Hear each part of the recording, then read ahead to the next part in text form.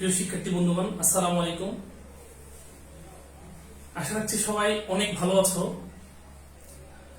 আজকে একদম ব্যতিক্রম ধর্মী একটা ক্লাস নিয়ে তোমাদের সামনে হাজির হয়েছি। আজকের ক্লাসটি হচ্ছে আমার লাইফের এইচএসসি এইভাবে আমার পেজ থেকে নেওয়া ফার্স্ট ক্লাস। তো আজকে প্রথম ক্লাস এইচএসসি ফাইনাল প্রিপারেশন 2022।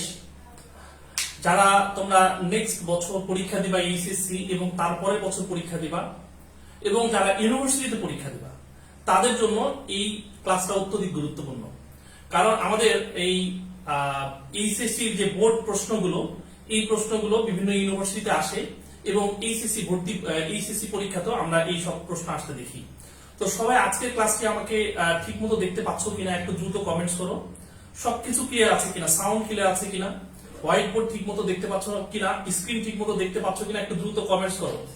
এবং সবাই একটু ফ্রেন্ডদেরকে মেনশন করে দাও। সবাই একটু খুব দ্রুত ফ্রেন্ডদেরকে মেনশন করে দাও যারা এইচএসসি প্রিপারেশন নিবে এই বছর, যারা তোমরা এইচএসসি পরীক্ষা দিচ্ছ বা দিবার সামনে 2022 এবং 2023, তারা একটু খুব দ্রুত তোমাদের ফ্রেন্ডদেরকে মেনশন করো। ইনশাআল্লাহ আমরা আমাদের ক্লাসটা এখনই শুরু করতে পারবো। ওকে, একটু সবাই খুব দ্রুত মেনশন করো। তো মেনশন করো এবং মেনশনের পরে একটু ডান লিখে দাও।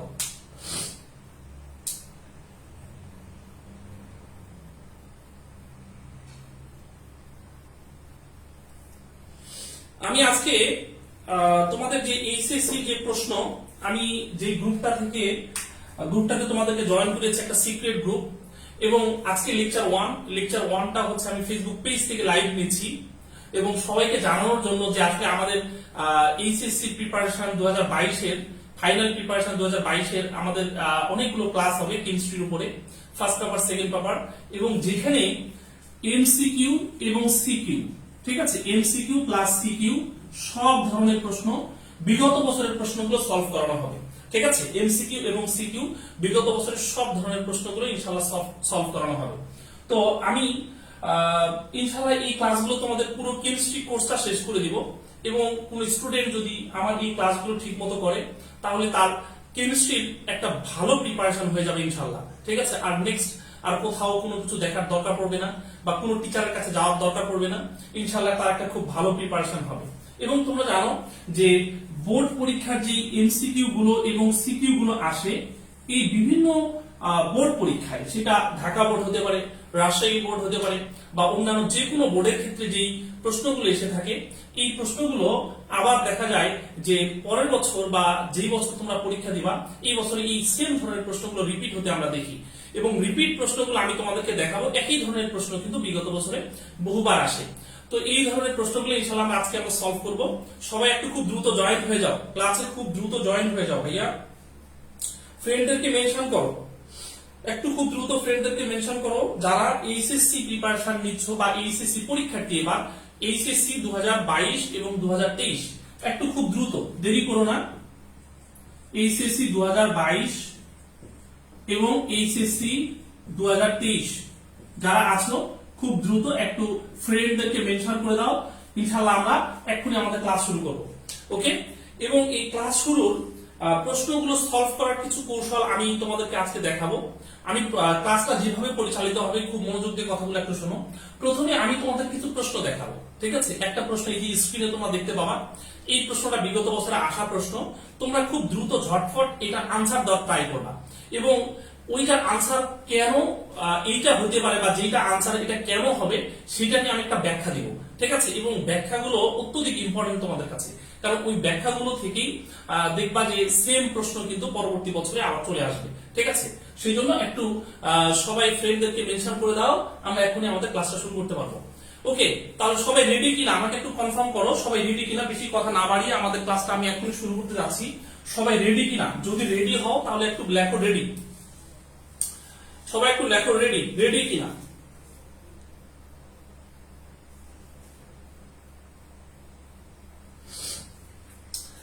আতিকুর রহমান জিজ্ঞাসা করছো ভাইয়া কেমন আছেন? আলহামদুলিল্লাহ ভাইয়া ভালো আছি। আব্দুল্লাহ মনসুর একজনকে মেনশন করেছো, বলছে ক্লাসটা করো। একটু থ্যাংক ইউ আব্দুল্লাহ মনসুর।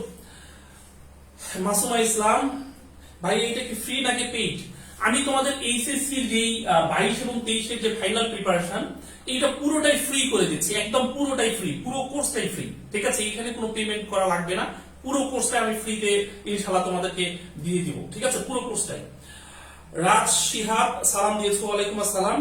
আচ্ছা, অন্যান্যরা মনে হয় সবাই রেডি হয়েছো, ওকে, থ্যাংক ইউ সবাইকে। সালমান সাকিব রেডি বলেছো, সবুজ বলেছো ready sir, okay, thank you. আমি প্রথম প্রশ্ন তোমাদের, আচ্ছা আজকে কোন অধ্যায় পড়াবো এটা নিয়ে আমি তোমাদেরকে একটু প্রথমে বলে দিই।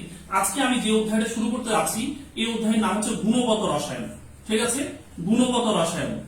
এই গুণগত রসায়নের আজকে আমি প্রথমে তোমাদের এমসিকিউ পার্টটা দেখাবো, ঠিক আছে? গুণগত রসায়ন শুরু করতে যাচ্ছি এবং গুণগত রসায়নের প্রথমেই তোমাদের আজকে এমসিকিউ পার্টটা দেখাবো। এই এমসিকিউ এর উপরে আমি তোমাদের 2টা লেকচার নিব এবং সিকিউ এর উপরে তোমাদের 2টা বা 3টা লেকচার, 2 থেকে 3টা লেকচার নিব। অর্থাৎ বুঝতে পারছো যে এই গুণগত রসায়নের উপরে আমাদের 4 থেকে 5টা লেকচার হবে এবং এই 4 থেকে 5টা লেকচার যদি কেউ করে থাকে ইনশাআল্লাহ তার গুণগত রসায়ন নিয়ে আর কোনো প্রবলেম হবে না ইনশাআল্লাহ, ওকে? একটু ক্লাসটা করার পরে এটা প্রমাণ তোমরা ইনশাআল্লাহ নিজেরাই পেয়ে যাবে, ওকে? তো গুণগত রসায়নের যেই প্রশ্নগুলো আমি সলভ করাবো এই প্রশ্নগুলোকে আমি টপিকস ওয়াইজ সাজিয়েছি এবং প্রত্যেকটা প্রশ্নই বিগত বছরের বোর্ড প্রশ্ন, ঠিক আছে? বোর্ডে আসা প্রশ্ন, প্রত্যেকটা প্রশ্নই বিগত বছরের বোর্ডে আসা প্রশ্ন এবং এই প্রশ্নগুলো আমি তোমাদেরকে দেখাবো এবং এই প্রশ্নগুলো আনসার তোমরা নিজেরা করবা, ঠিক আছে? এবং আমি যে ব্যাখ্যাটা দিব এই ব্যাখ্যাগুলো সবাই একটু খাতায় লিখবা, ঠিক আছে? সবাই একটু খাতায় লিখবা, কারণ এই ব্যাখ্যাগুলো তো আর সবগুলো এইভাবে হুবহু বইয়ে নেই, আমি আমার মতো করে কথা বলবো, সেগুলো একটু তোমরা একটু কাইন্ডলি খাতায় লিখে নিবা, পরবর্তীতে তোমাদের রিভিশন দিতে গিয়ে খুব কাজে লাগবে, ওকে? তাহলে আমি প্রথমেই যেই ধরনের প্রশ্নগুলো নিয়ে আলোচনা করব, এই যে তোমরা দেখো স্ক্রিনে প্রথমে দেখতে পাচ্ছ যে ইলেকট্রন, প্রোটন এবং নিউট্রন, এই টপিকস থেকে যে প্রশ্নগুলো এসেছে, এই বিগত বছরে যে প্রশ্নগুলো এসেছে সেই প্রশ্নগুলো আমি তোমাদেরকে দেখাবো। অর্থাৎ ইলেকট্রন, প্রোটন এবং নিউট্রন রিলেটেড যে প্রশ্নগুলো সেই প্রশ্নগুলো ইনশাআল্লাহ আমি এখন তোমাদেরকে দেখাবো এবং প্রত্যেকটা প্রশ্ন বিগত বছরের প্রশ্ন, ওকে? তাহলে আমি প্রথম প্রশ্ন তোমাদেরকে দেখাচ্ছি। দেখো এই প্রশ্নটা কুমিল্লা বোর্ডে এসেছে, সবাই একটু দেখতে পাচ্ছ মনে হয় যে স্ক্রিনে একটা প্রশ্ন তোমরা দেখতে পাচ্ছ এবং এই প্রশ্নটা কুমিল্লা বোর্ডের প্রশ্ন, তাই কিনা? একটু সবাই দেখো এই প্রশ্নটা কোথায় এসেছে, কুমিল্লা বোর্ডে এসেছে এবং কুমিল্লা বোর্ডে এই প্রশ্নটা হচ্ছে তোমার 2015 সালে এসেছে। তো যাই হোক, যেই সালে আসুক আমরা প্রত্যেকটা প্রশ্নই কিন্তু সলভ করব। সবচেয়ে বড় বিষয় হচ্ছে আমরা প্রতিটা প্রশ্নই সলভ করব, ঠিক আছে? যেগুলো বিগত বছরে আসছে প্রতিটা প্রশ্নই ইনশাআল্লাহ আমরা সলভ করব। একটু সবাই এই প্রশ্নটার আনসার কি একটু কমেন্টস করো তো, ভুল হোক সমস্যা নেই, আমি এবং ব্যাখ্যা দিব, প্রত্যেকটা প্রশ্নেরই কিন্তু আমি ব্যাখ্যা দিব এবং ব্যাখ্যাগুলো খুবই জরুরি। সবাইকে এই ব্যাখ্যাগুলো একটু কাইন্ডলি খাতায় টুকে নিবা, ওকে? একটু সবাই কমেন্টস করো। এখন যে প্রশ্নটা আমি দেখিয়েছি এই প্রশ্নটা কুমিল্লা বোর্ডে এসেছে, বলা হচ্ছে নিচের কোনটি কম্পোজিট কণিকা? একটু কমেন্টস করো তো ভাইয়া, এর সঠিক আনসার কি হবে? আরিফা আক্তার সোনিয়া তুমি বলেছো আচ্ছা ক্লাস কি রেকর্ড থাকবে কিনা? না ভাইয়া, ক্লাস রেকর্ড থাকবে না। ক্লাস রেকর্ড থাকলে ঝামেলা আছে, ক্লাস আপাতত রেকর্ড রাখার চিন্তা ভাবনা আমি করছি না, ওকে? সবাই একটু কমেন্টস করো যে এই প্রশ্নটার আনসার কি হবে। অলরেডি কমেন্টস করেছো তোমরা। রাজ শিহাব তুমি বলেছো সি হবে, সবুজ বলেছো ডিউটেরন হবে, ওকে? অন্যান্যরা একটু কমেন্টস করো। ইমরান অনি তুমি বলেছো সি হবে, থ্যাংক ইউ সবাইকে। তো দেখো এই প্রশ্নটা বলা হচ্ছে কম্পোজিট কণিকা কোনটি, তাই কি না? আমি এই প্রশ্নটা ব্যাখ্যার আগে আমি কিছু কথা একটু বলি, কথাগুলো একটু খুব মনোযোগ দিয়ে শোনো, সবাই খুব মনোযোগ দিয়ে কথাগুলো একটু শোনো। যে আমরা সবাই জানি যে আমরা যখন অণুকে ভাঙলে পাই হচ্ছে পরমাণু, তাই না? পরমাণু পাই। এরপরে পরমাণুকে ভাঙি যখন, তখন পাবো হচ্ছে মূল কণিকা, আমরা এটা সবাই জানি। এবং এই মূল কণিকা সাধারণত 3 ধরনের, তাই না? মূল কণিকা কয় ধরনের? আমরা সবাই জানি মূল কণিকা হচ্ছে 3 ধরনের। 3 ধরনের কি কি? একটা হচ্ছে স্থায়ী মূল কণিকা, সবাই একটু খাতায় লিখবা। এরপর হচ্ছে অস্থায়ী মূল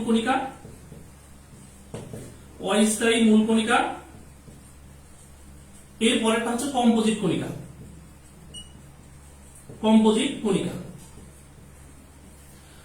দেখো বুঝতে পারছো যে এটা মূল কণিকা থেকে প্রশ্নটা এসেছে।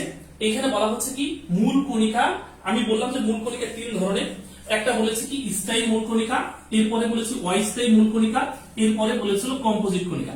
তাহলে দেখো এই স্থায়ী মূল কণিকা কোনগুলো, অস্থায়ী মূল কণিকাগুলো কোনগুলো এবং কম্পোজিট কণিকা কোনগুলো, যেহেতু এখান থেকে প্রশ্ন এসেছে সুতরাং আমাদের এই জায়গাটা যদি আমরা একটু ভালোভাবে পড়ে নিতে পারি তাহলে কিন্তু ইনশাআল্লাহ আমাদের এখান থেকে যেমন প্রশ্ন আসুক আমরা সলভ করে ফেলতে পারবো, ঠিক আছে? দেখো স্থায়ী মূল কণিকা বলতে আমরা সাধারণত 3টাকে বুঝে থাকি। একটা হচ্ছে ইলেকট্রন, তাই না?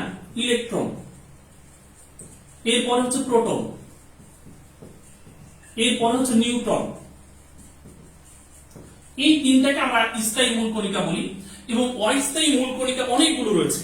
আমরা সবাই জানি অস্থায়ী মূল কণিকা অনেক রয়েছে, তার ভিতরে আমরা কয়েকটা অস্থায়ী মূল কণিকার নাম মাথায় রাখতে পারি এবং যেগুলো পরীক্ষায় সাধারণত আসার মতো, ঠিক আছে? যেমন কি কি?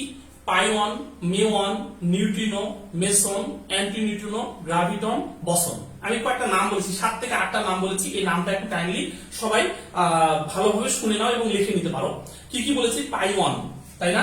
এরপরে মেওয়ান, এরপরে নিউট্রিনো, এরপরে মেসন, এরপরে অ্যান্টিনিউট্রিনো, এরপর হচ্ছে গ্রাভিটন, বসন, তাই কিনা? এই অস্থায়ী মূল কণিকা এগুলো। আর কম্পোজিট কণিকা আছে দুইটা। একটা কি দেখো, একটা হচ্ছে আলফা কণিকা, আলফা কণিকা, আর একটা হচ্ছে ডিউটেরন কণিকা। আলফা কণিকা এবং ডিউটেরন কণিকা। তাহলে বুঝতে পারছো যে প্রশ্নটা যেখান থেকে আসছে, এই জায়গা থেকে প্রশ্নটা হয়েছে। প্রশ্নটা হয়েছে যে নিচের কোনটি কম্পোজিট কণিকা, তার আমরা উত্তরটা কি দিব? যে কম্পোজিট কণিকা হচ্ছে ডিউটেরন কণিকা। কিন্তু এখানে যদি ডিউটেরন কণিকা না থাকে তাহলে আমরা উত্তরটা কি দিতে পারতাম? আলফা কণিকা। সুতরাং কম্পোজিট কণিকা হচ্ছে দুইটা, একটা হচ্ছে আলফা কণিকা আর একটা হচ্ছে ডিউটেরন কণিকা। দেখো, কেউ যদি এই মূল কণিকার স্থায়ী মূল কণিকা এবং কম্পোজিট কণিকা, এই দুই ধরনের মূল কণিকাতে মোট 5টা কণিকা আছে, আর যদি কেউ 5টা না মাথায় রাখে তাহলে অস্থায়ী অনেকগুলো রয়েছে, প্রায় 250-র উপরে রয়েছে। এদের সংখ্যা প্রায় 250টা বেশি রয়েছে। এই 250টা বা 300টা ওই অস্থায়ী মূল কণিকা আমাদের মাথায় রাখা দরকার নেই। আমরা 7 থেকে 8টা নাম একটু মাথায় রাখবো। তাহলে আমি কি বললাম? যে স্থায়ী মূল কণিকা হচ্ছে 3টা, ইলেকট্রন, প্রোটন এবং নিউট্রন। অস্থায়ী মূল কণিকা প্রায় 250 থেকে 300টি, এবং যাদের অনেক নাম, এই নামগুলো আমরা মাথায় রাখতে পারবো না, কয়েকটা নাম মাথায় রাখবো। যেমন পাইওয়ান, মেওয়ান, নিউট্রিনো, মেসন, অ্যান্টিনিউট্রিনো, গ্রাভিটন, বসন। এছাড়া আমি বললাম যে কম্পোজিট কণিকা হচ্ছে দুইটি, একটা হচ্ছে আলফা কণিকা আর একটা হচ্ছে ডিউটেরন কণিকা। এবার আমাকে বলো, যদি এখান থেকে প্রশ্ন আসে তাহলে কি তোমরা সলভ করতে পারবা কিনা? একটু কনফার্ম করো যে সবাই কি বুঝতে পেরেছো কিনা। যদি এই ধরনের প্রশ্ন আবারও আসে তাহলে ইনশাআল্লাহ এখান থেকে যেমন ভাবেই প্রশ্নটা আসুক আমরা সলভ করতে পারবো। একটু কনফার্ম করো সবাই। ক্লিয়ার? বুঝতে পেরেছো কিনা?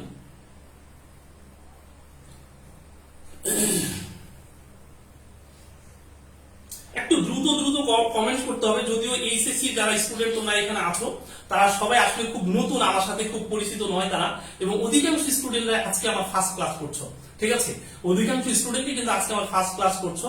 সেই জন্য আমি একটু যেটা সবার কাছ থেকে আশা করি সেটা হচ্ছে ক্লাসের কমেন্টটা খুব বেশি আশা করি, যে আমি যতটুকু বলেছি সব কথা কি বুঝতে পেরেছো কিনা সেটা সবাই একটু কনফার্ম হলে, কনফার্ম অথবা ক্লিয়ার এই কথাগুলো একটু লিখতে হবে, ঠিক আছে?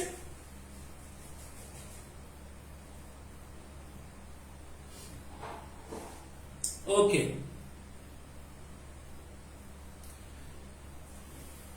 ওকে, থ্যাংক ইউ সবাইকে। আমি পরবর্তী প্রশ্নটা তোমাদেরকে দেখাচ্ছি। দেখো পরবর্তী প্রশ্ন, এই পরবর্তী প্রশ্নটা এরকমটা আসছে। দেখো, যে বলা হচ্ছে পরমাণুর কোন দুটি কণিকা পরস্পর সমান।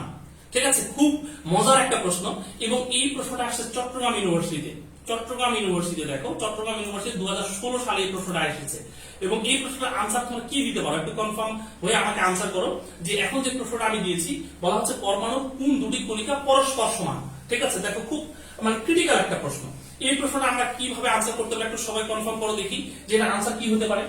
বলা হচ্ছে পরমাণুর কোন দুটি কণিকা পরস্পর সমান। একটু দ্রুত কমেন্টস এর মাধ্যমে জানাও যে এটার উত্তর কি হবে, আমরা কি আনসার দেবো এটা।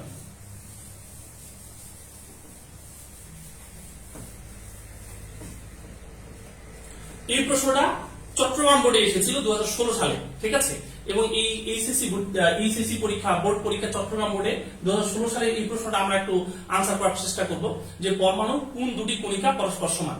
একটু কমেন্টস এর মাধ্যমে জানাও।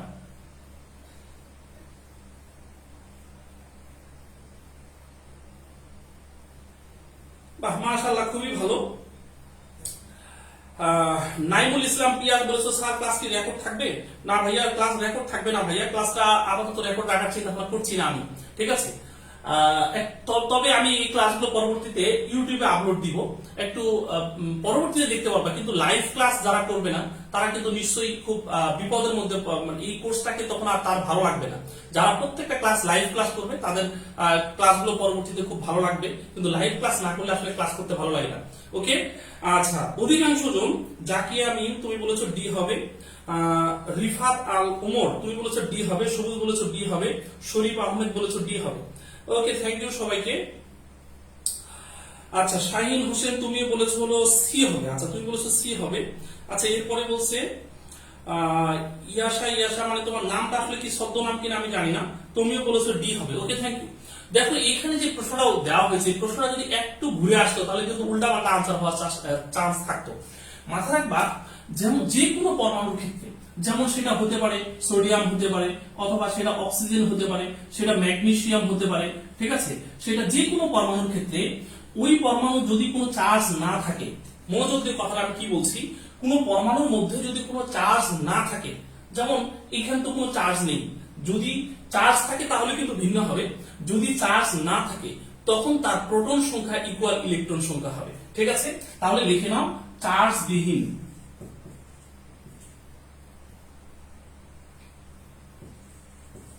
চার্জ বিহীন অবস্থায় প্রোটন সংখ্যা ইকুয়াল ইলেকট্রন সংখ্যা।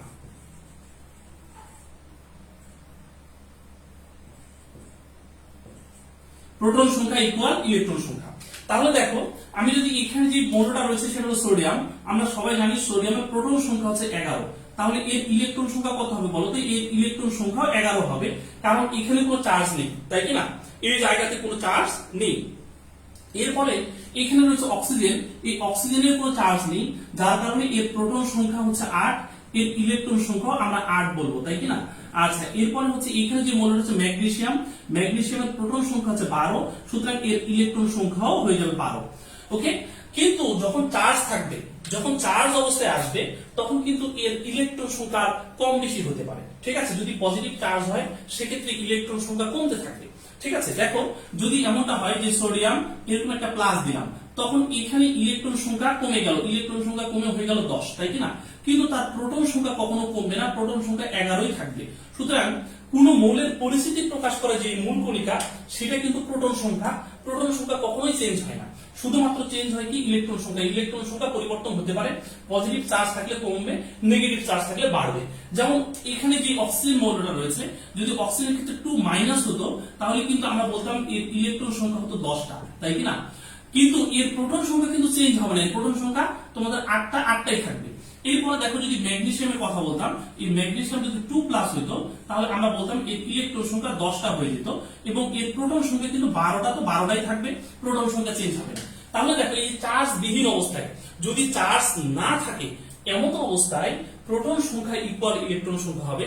যেহেতু প্রশ্নটা এখানে এরকম করেছে যে পরমাণুর কোন দুটি কণিকা পরস্পর সমান, সেজন্য বুঝতে পারছো যে প্রশ্নটার ক্ষেত্রে ইনডাইরেক্টলি একটা কথা আছে যে চার্জ বিহীন, মানে এখানে তো কোনো চার্জের কথা বলে নাই, সেজন্য আমরা এখানে উত্তরটা দিব হচ্ছে বি, যে প্রোটন সংখ্যা ইকুয়াল ইলেকট্রন সংখ্যা হবে। ক্লিয়ার? সবাইকে ক্লিয়ার কিনা একটু কনফার্ম করো যে সবাইকে ক্লিয়ার কিনা। যাক মাশাআল্লাহ, আমি আমার লাইফের ফার্স্ট ক্লাস কিন্তু এইচএসসি এর জন্য নিচ্ছি। এর আগে কিন্তু আমি কখনো আমার এই পেজ থেকে আমি এইচএসসি প্রিপারেশনের জন্য ফার্স্ট ক্লাস নিয়ে নেই। তারপরও যে তোমরা অনেক বেশ যথেষ্ট স্টুডেন্ট ক্লাস করছো, আমার লাইভ ক্লাসটা আলহামদুলিল্লাহ খুবই ভালো। ঠিক আছে, খুবই ভালো। ওকে, সবাই কি বুঝতে পেরেছো কিনা? আচ্ছা, সবার কাছে রিকোয়েস্ট থাকবে যে ভাইয়া একটু ক্লাসটাকে শেয়ার দিও। ঠিক আছে, যারা ক্লাসটা দেখছো সবাই একটু ক্লাসটাকে শেয়ার দিও এবং ফ্রেন্ডদেরকে একটু মেনশন করে দিও। যারা তোমাদের ফ্রেন্ডরা যারা এইচএসসি এবার পরীক্ষা দিবে, অথবা তোমাদের ছোট ভাই যদি থাকে যারা 2023 সালে পরীক্ষা দিবে, তাদেরকে একটু এই পেজে মেনশন দিও। আমি ইনশাআল্লাহ তোমাদের কেমিস্ট্রি পুরো কোর্সটা শেষ করে দেবো একদম ফ্রিতে। ঠিক আছে, এবং লেকচার 2 কিন্তু আমাদের সিক্রেট গ্রুপে হবে, এবং তোমরা যে গ্রুপে আছো সেই গ্রুপে কিন্তু আমাদের লেকচার 2 থেকে আলোচনা হবে। আমি ফার্স্ট ক্লাসের কারণে এইটা পেজ থেকে লাইভে এসেছি। ওকে, পরবর্তী প্রশ্নতে চলে যাচ্ছি। পরবর্তী প্রশ্ন, এই প্রশ্নটা আমরা একটু সলভ করব। এখানে ফসফেট আয়নের মোট বন্ধন সংখ্যা কয়টি, এরকম একটা কথা বলা হয়েছে। তো এই প্রশ্নটা আসলে কুমিল্লা বোর্ডে, ঠিক আছে, কুমিল্লা বোর্ডে আসলে, যদিও এই প্রশ্নটা এই অধ্যায়ের নয়, তারপরে এখানে দেওয়া হয়েছে। তারপরে আমি একটু প্রশ্নটা একটু সলভ করবো। দেখো বলা হচ্ছে কি যে ফসফেট আয়নের মোট বন্ধন সংখ্যা কয়টি, এই প্রশ্নটা কি পারবা? এটা যদিও এই অধ্যায়ের নয়, তারপরে কিন্তু এখানে দেওয়া হয়েছে। আমি আসলে এটা ভুল করে এখানে দিয়েছি, তারপর আমরা একটু সলভ করবো, সমস্যা নেই। ফসফেট আয়নে মোট বন্ধন সংখ্যা কয়টি, একটু আনসার করো দেখি। মোট বন্ধন সংখ্যা এখানে কয়টি? এই প্রশ্নটা দেওয়া হয়েছে mainly periodic properties of element chemical bonding, এই অধ্যায়ের একটা প্রশ্ন এটা। তো তারপরও এখানে আসলে ভুল করে চলে আসে, সমস্যা নেই, আমরা এই প্রশ্নটা সলভ করে ফেলবো। একটু সবাই আনসার দাও যে ফসফেট আয়নে মোট বন্ধন সংখ্যা কয়টি।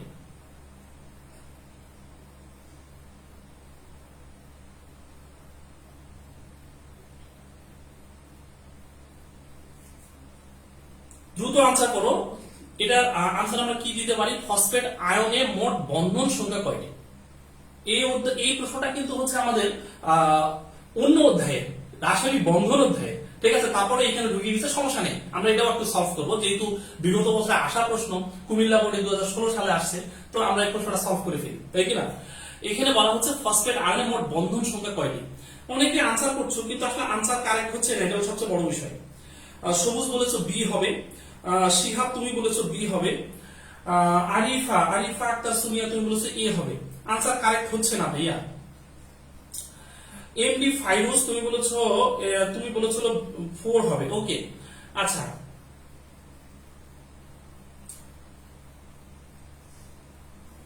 সোহান তুমি বলেছো 3টাই হবে, তাই না? 3টা হবে, আচ্ছা ওকে। থ্যাংক ইউ সবাইকে যারা তোমরা কমেন্টস করেছো। আমি এটা আনসার দিচ্ছি, একটু সবাই দেখো। তবে আমি যে প্রশ্নগুলো ব্যাখ্যা দিচ্ছি, আমার এই ব্যাখ্যার সাথে কিন্তু অনেক বইয়ের আনসারের সাথে নাও মিলতে পারে, কিন্তু আমি যেটা বলছি সেটা আমি জেনে শুনেই বলছি যে এইভাবে আনসার করতে হবে, অর্থাৎ ব্যাখ্যাটা এইরকমই। দেখো এখানে যে প্রশ্নটা দেওয়া হয়েছে যে ফসফেট আয়নে মোট বন্ধন সংখ্যা কয়টি, মনোযোগ দিও কথা। ফসফেট আয়নে মোট বন্ধন সংখ্যা কয়টি? আচ্ছা, এটা তো ফসফিন না, ফসফেট না, ফসফিন আয়ন। এই ফসফিন আয়নের মোট বন্ধন সংখ্যা চেয়েছে। লক্ষ্য করে দেখো তো, এইটা আসলে এখানে মোট বন্ধন সংখ্যা হবে 4টি। মনোযোগ দিও কথাটা, এখানে মোট বন্ধন সংখ্যা হবে 4টি। যার কারণে এখানে আমরা উত্তরটা আমাদেরকে কি দেওয়া উচিত ছিল? উত্তর দেওয়া উচিত ছিল সি, তাই কিনা। কিন্তু আমরা দেখলাম যে অধিকাংশ উত্তর এটা ভুল দিচ্ছ। এখানে অনেকে বলছো 3টি হবে, কিন্তু আসলে 3টি হবে না। এখানে প্রশ্নটাতে বলা হচ্ছে মোট বন্ধন সংখ্যা কয়টি, মোট বন্ধন সংখ্যা। এখন দেখো তো, আমি এই যৌগটা আসলে কি ছিল আগে? এটা ছিল ফসফিন, তাই না? এটা ফসফিন ছিল। এই ফসফিনটা কিভাবে ছিল? এই ফসফিনটা ছিল এইভাবে। খুব মনোযোগ দিও, তাহলে ইনশাআল্লাহ প্রশ্নটা ক্লিয়ার হয়ে যাবে। যে এখানে একটা হাইড্রোজেন, এখানে একটা হাইড্রোজেন, এখানে একটা হাইড্রোজেন, এবং এই জায়গাতে কিন্তু একজোড়া মুক্তজোড় ইলেকট্রনও কিন্তু এই ফসফরাসের রয়েছে। লক্ষ্য করে দেখো যে এখানে একটা, এইটাকে একটা বন্ধন নয়, নিশ্চয়ই এইটা একটা বন্ধন, এইটাকে একটা বন্ধন নয়, এইটাও একটা বন্ধন, এইটাকে একটা বন্ধন নয়, এইটাও একটা বন্ধন।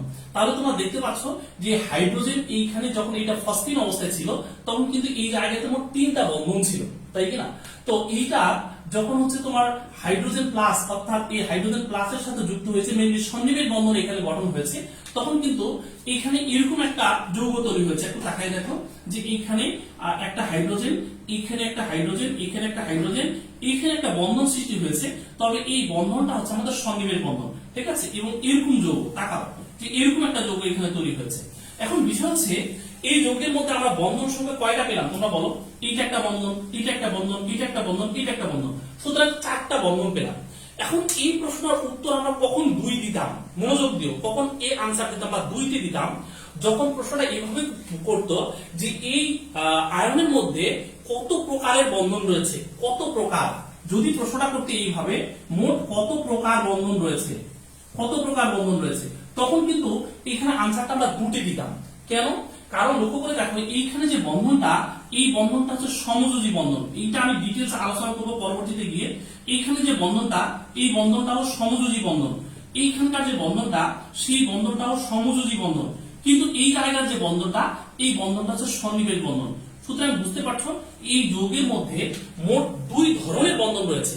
যদি প্রশ্নটা করতো যে এখানে কত প্রকার বা কত প্রকার অথবা কত ধরনের বন্ধন রয়েছে, তখন কিন্তু আমরা এখানে উত্তর দিতাম হচ্ছে 2। কিন্তু যখন প্রশ্নটা করেছে যে এখানে মোট বন্ধন সংখ্যা কতটি, তখন আমরা উত্তর দিব হচ্ছে 4। কেন 4 উত্তর দিব? কারণ এই যৌগের মধ্যে মোট 4টা হাইড্রোজেন 4টা ফসফরাসের সাথে যুক্ত হয়েছে।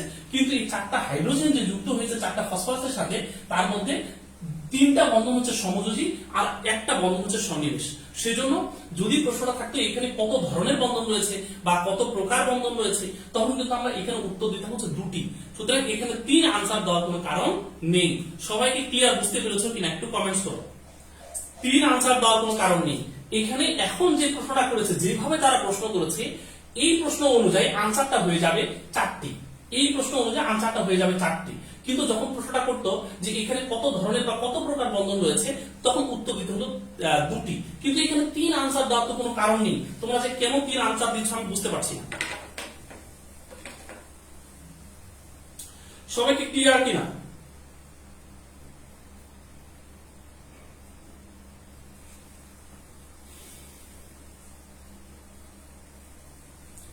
ওকে, থ্যাংক ইউ সবাইকে।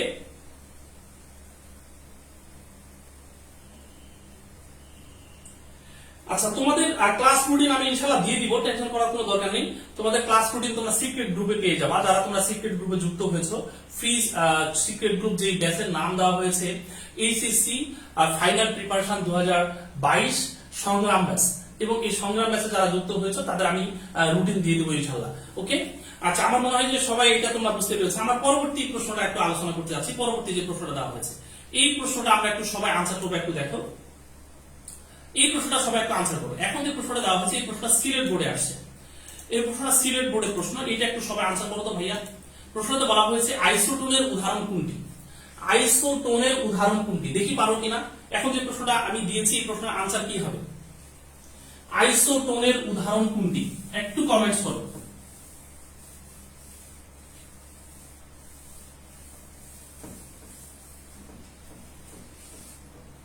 এই প্রশ্নটা আসছে সিলেট বোর্ডে, সিলেট বোর্ড 2016 সালের প্রশ্ন। প্রশ্নটাতে করা হয়েছে যে আইসোটোনের উদাহরণ কোনটি। তোমাদের আমি যেই যেই সালের প্রশ্নগুলো সলভ করাবো সেটা হচ্ছে 2020 থেকে শুরু করে 2020, ঠিক আছে, 2019, এরপরে 2018, হ্যাঁ, এরপর হচ্ছে 2017, 2016, ঠিক আছে, 2016 এবং 2015 এই সালের প্রশ্নগুলোই তোমাদের এমসিকিউ প্রশ্নগুলো, কারণ এখান থেকে সাধারণত আমাদের নতুন সিলেবাস, তো এই প্রশ্নগুলো ইনশাআল্লাহ আমি তোমাদেরকে সলভ করাবো, ঠিক আছে। এবং এইগুলো সলভ করলে তোমরা মানে ইনশাআল্লাহ একটা ধারণা পেয়ে যাবে, এবং অনেক প্রশ্ন হুবহু কমন পেয়ে যাবে ইনশাআল্লাহ, একদম হুবহু কমন পেয়ে যাবে। আমি এই সালের প্রশ্নগুলো প্রত্যেকটা বোর্ডের প্রশ্ন কিন্তু আমি এই সালের গুলো সলভ করাবো ইনশাআল্লাহ। ওকে, আচ্ছা, একটু কমেন্টস করো যে আইসোটোনের উদাহরণ কোনটি?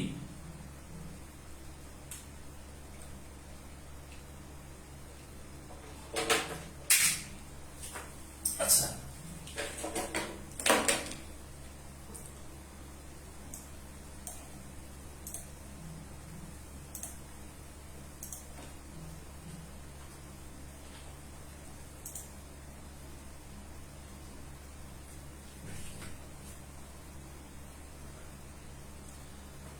যাক, মাশাআল্লাহ, সবাই আনসার দিতে পারছো যে এটা সঠিক উত্তর হচ্ছে ডি।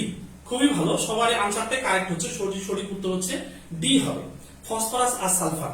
আচ্ছা, এখন আসি যে এইটার আনসার আসলে ডি হবে কেন, সেটাতে আমি একটু যাই যে ডি কেন হবে। দেখো, আইসোটোন জিনিসটা কি? আইসোটোন, আইসোটোন আমি যদি এটা বাংলায় লিখি তাহলে এইভাবে লিখবো আইসোটোন, তাই না? এইভাবে লিখতে হবে আইসোটোন। দেখো, আইসো শব্দের অর্থ হচ্ছে সমান। আইসো মানে কি? আইসো শব্দের অর্থ হচ্ছে সমান। আচ্ছা, টোন, এইটা আসলে মেইনলি টোনের লাস্টে যে দন্ত ন রয়েছে, এই দন্ত ন দিয়ে আমরা বুঝবো যে নিউটন সংখ্যা সমান, তাই না? নিউট্রন, এই যে দন্ত ন রয়েছে, যার কারণে আমরা বুঝবো যে নিউটন সংখ্যা সমান। তাহলে কিসের সংখ্যা সমান হবে? নিউটন সংখ্যা সমান হবে। যদি নিউটন সংখ্যা সমান হয় তাদেরকে আমরা পরস্পরের বলি হচ্ছে আইসোটোন। আচ্ছা, তাহলে আমরা নিউটন সংখ্যাগুলো কিভাবে বের করে থাকি? নিউটন সংখ্যা বের করি সাধারণত হচ্ছে যে ভর সংখ্যা মাইনাস প্রোটন সংখ্যা, ভর সংখ্যা মাইনাস প্রোটন সংখ্যা, এই দুইটা সংখ্যা যদি আমরা এইভাবে বিয়োগ করি, অর্থাৎ ভর সংখ্যা থেকে যদি প্রোটন সংখ্যাটা বিয়োগ করি, তাহলে আমরা এখানে যে সংখ্যাটা পাবো সেই সংখ্যাটা হচ্ছে নিউটন সংখ্যা, তাই কিনা? সেই সংখ্যাটা কি হবে? এই সংখ্যাটা হবে নিউটন সংখ্যা। আচ্ছা, এখন লক্ষ্য করো, সাধারণত কোন পরমাণুর ক্ষেত্রে, যেমন ফসফরাস বলো অথবা সালফার বলো, এর প্রোটন সংখ্যা ফিক্সড, এর প্রোটন সংখ্যা কখনো পরিবর্তন হবে না, প্রোটন সংখ্যা একদম ফিক্সড থাকে, প্রোটন সংখ্যা কোনোদিনও পরিবর্তন হয় না। তাহলে আমরা যে এখানে লাস্ট যে অপশনটা পেয়েছি, এখানে ফসফরাস, এই ফসফরাসের ক্ষেত্রে প্রোটন সংখ্যা কত? তাহলে 15। এর ভর সংখ্যা দেওয়া হয়েছে কত? 31 দেওয়া হয়েছে। তাহলে তুমি বলো তো এর নিউটন সংখ্যা আমি কত পাবো? এর নিউটন সংখ্যা পাবো হচ্ছে 16, তাই না? এখানে কিন্তু প্রোটন সংখ্যা ফিক্স উল্লেখ করে নাই, কিন্তু তারপরেও আমরা জানি প্রোটন সংখ্যা ফিক্স, এটা কখনো পরিবর্তিত হবে না। আচ্ছা, এরপর দেখো, এখানে হচ্ছে সালফার, এই সালফার উপরে 32 দেওয়া হয়েছে আর নিচে 16 হবে, এটা তো আমরা সবাই জানি। এখন দেখো, এই আমরা যদি এই 32 থেকে 16 বাদ দিই তাহলে হবে 16, সুতরাং এখানে নিউটন সংখ্যা ইকুয়াল 16 বলতে পারি আমরা। তাহলে দেখো, এই সালফারের ক্ষেত্রেও ফসফরাসের ক্ষেত্রেও নিউট্রন সংখ্যা হচ্ছে 16 এবং সালফারের ক্ষেত্রেও নিউট্রন সংখ্যা 16। যেহেতু উভয় ক্ষেত্রে নিউট্রন সংখ্যা 16, সুতরাং আমরা বলতে পারি যে এরা পরস্পর হচ্ছে আইসোটোন। সেই জন্য সঠিক আনসার আমরা এখানে ডি দিয়ে দিব। সবাই মনে হয় বুঝতে পেরেছো, তাই কিনা? একটু কনফার্ম করো সবাই বুঝতে পেরেছো কিনা। আচ্ছা, আর এখানে বাকি যতগুলো তোমরা দেখছো, এ নাম্বার, বি নাম্বার এবং সি নাম্বার যতগুলো দেখছো সবাই আইসোবার, সবাই কিন্তু আইসোবার। কারণ দেখো নাইট্রোজেনের উপরে 13 দেওয়া হয়েছে এবং কার্বনের উপরে এখানে 13 এবং এখানেও 13 দেওয়া হয়েছে। যদি ভর সংখ্যা সমান হয় তাহলে আমরা তাদেরকে পরস্পর আইসোবার বলি, যে এখানেও 13 এখানেও 13, সুতরাং এরা হচ্ছে পরস্পর আইসোবার। এরপরে বি নাম্বার অপশনে দেখো যে আর্গনের ক্ষেত্রে এখানে উপরে দেওয়া হয়েছে 40 এবং ক্যালসিয়ামের ক্ষেত্রেও 40 দেওয়া হয়েছে, সুতরাং এরও ভর সংখ্যা তত, এরও ভর সংখ্যা তত, সুতরাং এদেরকে পরস্পর বলা হচ্ছে আইসোবার। আবার ক্যালসিয়ামের ক্ষেত্রে দেখো উপরে 40 দেওয়া হয়েছে এবং পটাশিয়ামের ক্ষেত্রে উপরে 40 দেওয়া হয়েছে, সুতরাং এরা হচ্ছে পরস্পর আইসোবার। সুতরাং আমরা দেখছি যে এই চারটা অপশনের মধ্যে শুধুমাত্র বি নাম্বার অপশনটা হচ্ছে আইসোটোন। ক্লিয়ার? ক্লিয়ার ভাইয়া বলো, ক্লিয়ার কিনা? সবাইকে ক্লিয়ার কিনা?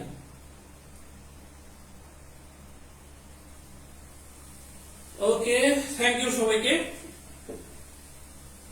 এর পরের প্রশ্ন আমরা একটু সলভ করতে যাচ্ছি। এই যে পরের প্রশ্ন, একই ধরনের একটা প্রশ্ন আসছিল, এই প্রশ্নটা আমরা একটু সলভ করার চেষ্টা করবো সবাই। প্রশ্নতে বলা হচ্ছে নিচের কোন সেটটি পরস্পর আইসোটোন? প্রায় একই ধরনের প্রশ্ন। একটু সবাই কমেন্টস এর মাধ্যমে জানাও যে এইটার আনসার আমরা কি দিতে পারি।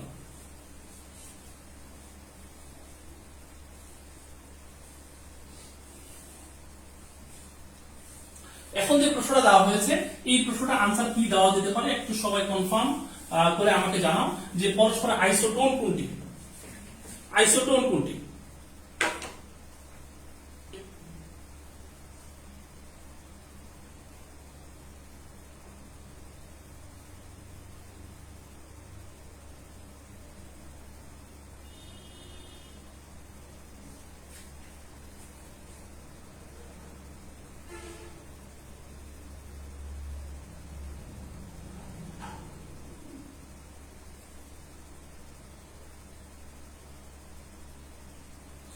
মাশাআল্লাহ, এটারও তোমরা সঠিক আনসার দিতে পারছো সবাই। যারা এখানে কমেন্টস করেছো দেখলাম প্রত্যেক জনাই সঠিক আনসার দিতে পারছো।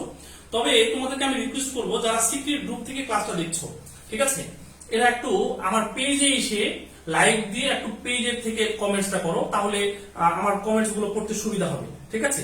যারা তোমরা পেজ থেকে লাইভ দেখছো পেজেই কমেন্টস করো, সিক্রেট গ্রুপ থেকে কমেন্টস করার দরকার নেই। ওকে, আচ্ছা, থ্যাংক ইউ সবাইকে। এখানে যারা আনসার করেছো বুঝতেই পারছো যে এটার আনসার হবে হচ্ছে এ নাম্বার আনসার হবে, এ ছাড়া অন্য কোনো কিছু আনসার হচ্ছে না, তাই কি না? এই আনসার দিতে পারো আমাদেরকে যে নিচের কোনটি পরস্পরের আইসোটোন, তাহলে আমাদেরকে এখানে আনসার দিতে হবে এ। কেন এ হবে? দেখো যে সিলিকন এর উপরে দেওয়া হয়েছে 32, উপরে দেওয়া হয়েছে 30, তাই না? উপরে দেওয়া হয়েছে 30 এবং নিচে দেওয়া হয়েছে 14। এরপরে সালফার, তাহলে আমরা এখানে নিউট্রন সংখ্যাটা কিভাবে বের করব? এই নিউট্রন সংখ্যা হচ্ছে 30 মাইনাস 14, তাহলে 30 মাইনাস 14 মানে কত? 16। ওকে, আচ্ছা, এরপরে দেখো সালফার উপরে দেওয়া হচ্ছে 32, নিচে দেওয়া হচ্ছে 16, তাহলে আমরা এখানে নিউট্রন সংখ্যাটা কিভাবে বের করব? 32 মাইনাস 16 ইকুয়াল তাও 16। তাহলে বুঝতে পারছো যে এই দুইটার ক্ষেত্রে নিউট্রন সংখ্যা আমরা দুইটারই 16 করে পেয়েছি। যেহেতু উভয়েরই নিউট্রন সংখ্যা 16, সুতরাং এরা হচ্ছে পরস্পর আইসোটোন। ক্লিয়ার? বুঝে গেছে তো ভাইয়া? এরা পরস্পরের আইসোটোন। বি নাম্বার অপশনে যারা আছে এরা কিছুই না, সি নাম্বার অপশনেও এরাও কিছু না। আচ্ছা, এরপরে ডি নাম্বার অপশনে এরাও কিছু না, অর্থাৎ একমাত্র এ নাম্বার অপশনে যারা রয়েছে এরাই হচ্ছে শুধুমাত্র আইসোটোন, এরাই হচ্ছে পরস্পরের আইসোটোন। বুঝে গেছে মনে হয়, তাই কি না? হ্যাঁ, নিউট্রন সংখ্যা সমান হলে পরস্পর আইসোটোন হবে।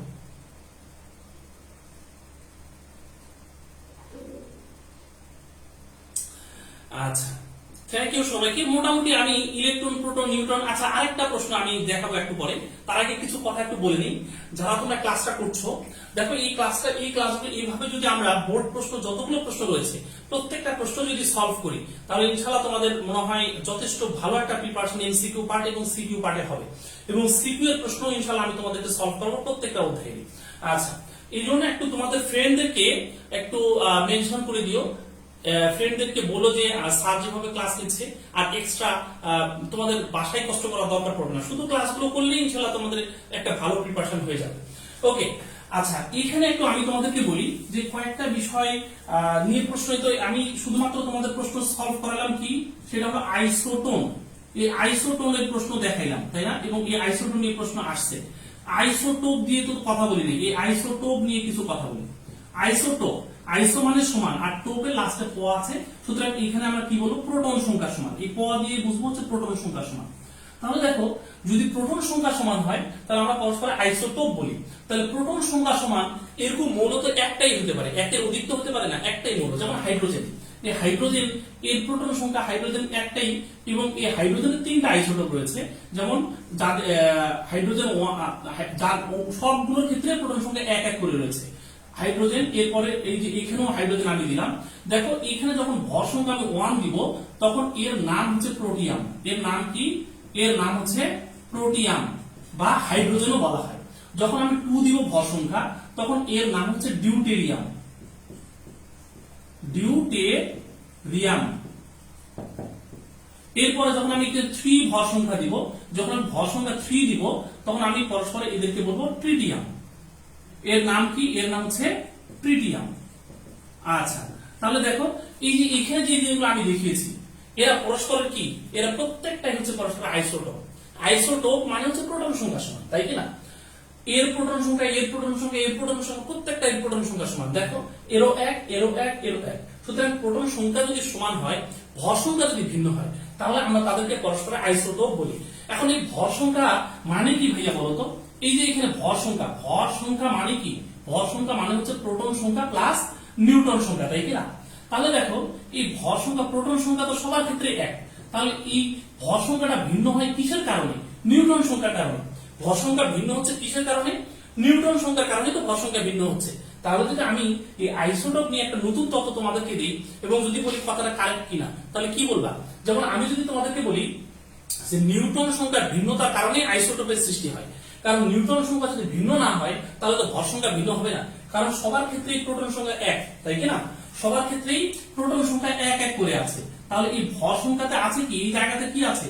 এই ভর সংখ্যাতে আছে প্রোটন প্লাস নিউট্রন। তাহলে নিশ্চয়ই প্রোটন সংখ্যা যদি ইকুয়াল, তাহলে এই নিউট্রন সংখ্যা ভিন্নতার কারণেই ভর সংখ্যা ভিন্ন হয়ে যাচ্ছে। সুতরাং যাদের ক্ষেত্রে প্রোটন সংখ্যা ইকুয়াল কিন্তু নিউট্রন সংখ্যা ভিন্ন বা ভর সংখ্যা ভিন্ন, তাদেরকে আমরা পরস্পরে বলে থাকি হচ্ছে আইসোটোপ। ক্লিয়ার? বুঝতে পেরেছো মনে হয়? তাহলে যদি পরীক্ষার প্রশ্ন আসে যে নিউট্রন সংখ্যার ভিন্নতার কারণে কিসের সৃষ্টি হয়, তাহলে আমরা উত্তর কি দিব? নিউট্রন সংখ্যার ভিন্নতার কারণে সৃষ্টি হয়েছে আইসোটোপ। আবার এই কথাটা একটু উল্টাই আসতে পারে, যাদের যেসব মূলে প্রোটন সংখ্যা সমান, যদি প্রোটন সংখ্যা সমান হয় তাদেরকে তাও আমরা আইসোটোপ বলবো।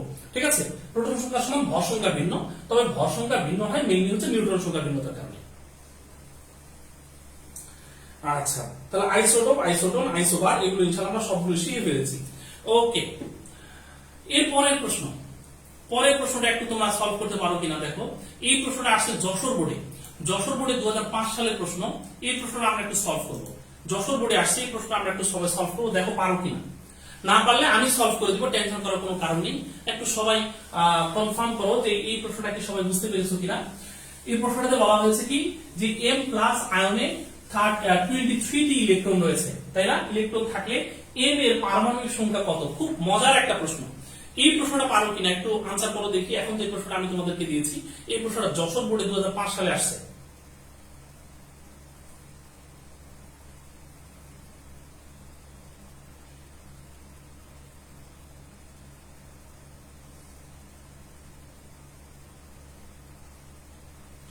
আমি প্রত্যেকটা অধ্যায়েরই ক্লাস নিব, first part, second part, tension করার কোনো কারণ নেই। আমি প্রত্যেকটা অধ্যায়েরই কিন্তু ক্লাস নিব, তোমরা টেনশন করো না।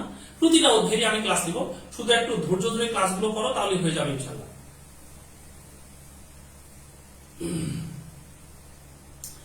অ্যালকাইল হ্যালাইড ছদ্মনামে তুমি উত্তর দিয়েছো এ হবে।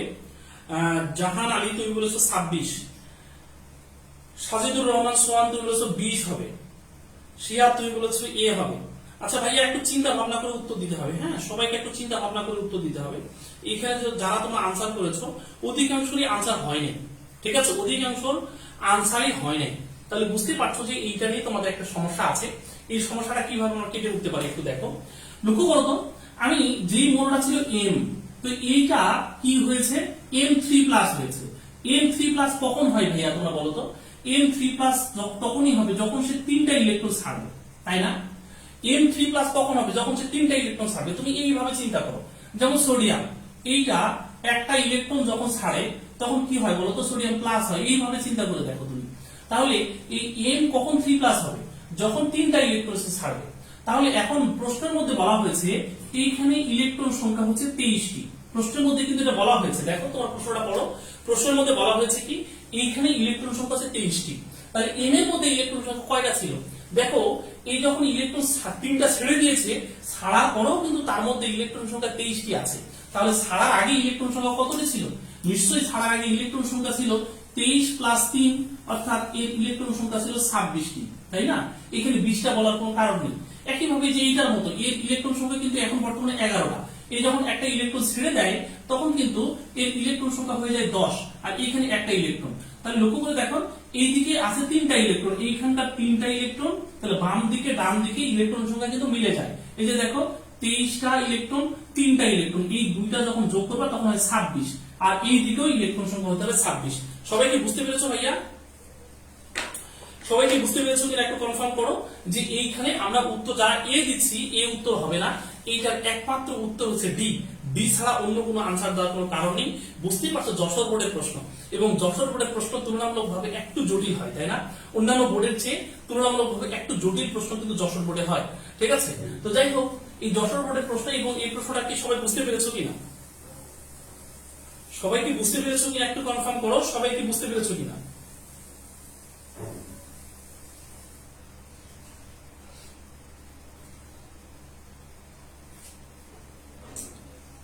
একটু দ্রুত কনফার্ম করো যে সবাই কি আমার আজকের ক্লাসে যতগুলো প্রশ্ন আমি তোমাদেরকে দেখিয়েছি, প্রত্যেকটা প্রশ্নই বুঝতে পেরেছো কিনা? আমার বিশ্বাস যে যতগুলো প্রশ্ন আমি তোমাদেরকে আজকে দেখাইলাম প্রত্যেকটা প্রশ্ন তোমরা বুঝতে পেরেছো। তোমাদের কোনো প্রশ্ন নিয়ে কোনো সমস্যা হওয়ার কথা নয়। এইভাবে আমি এই অধ্যায়ের আরো একটা বা আরো বেশ, যদি এমসিকিউ পারার জন্য আরো ক্লাস লাগবে আমি জানি, যেভাবে আমি আগাচ্ছি এইভাবে যদি প্রত্যেকটা প্রশ্ন নিয়ে কথা বলি তাহলে কিন্তু অনেক সময় লাগবে। লাগুক, সমস্যা নেই। যদি তোমরা উপস্থিত থাকো আমার ক্লাসে, লাইভ ক্লাসে, তাহলে কিন্তু আমার ক্লাস নিতে কোনো প্রবলেম নেই, কিন্তু লাইভ ক্লাসে উপস্থিত থাকতে হবে, ঠিক আছে? লাইভ ক্লাসে উপস্থিত থাকলে ইনশাআল্লাহ আমি তোমাদের ক্লাস নিয়ে যাব, যদি তোমরা আমার ক্লাসগুলো করো। তো আমার বিশ্বাস যে আজকের ক্লাসটা সবার যতগুলো প্রশ্ন দেখিয়েছি সবগুলো প্রশ্ন তোমরা ভালো মতো বুঝতে পেরেছো। আজকে আর আগাবো না, আজকে প্রথম ক্লাস, এবং প্রথম ক্লাসটা তোমাদের কেমন লাগলো একটু কমেন্টসে জানাইও, ঠিক আছে? তোমাদের কমেন্টসে জানিয়ে দিও যে প্রথম ক্লাসটা আসলে তোমাদের কেমন লেগেছে। আমার ইসিসি ফার্স্ট ক্লাস আমি আমার লাইফে নিলাম। এইভাবে আমি কখনো ইসিসির জন্য ক্লাস নিই নাই। আমি সাধারণত অ্যাডমিশন নিয়ে কাজ করি, প্রায় 14 বছর এই অ্যাডমিশন নিয়ে আমি পড়াচ্ছি এবং অ্যাডমিশন নিয়ে কাজ করি। কিন্তু তারপরও আমার কাছে মনে হয়েছে যে আমি একটু ইসিসি পড়াই, একটু শখে বসেই আসলে তোমাদের ক্লাসগুলো নেওয়া।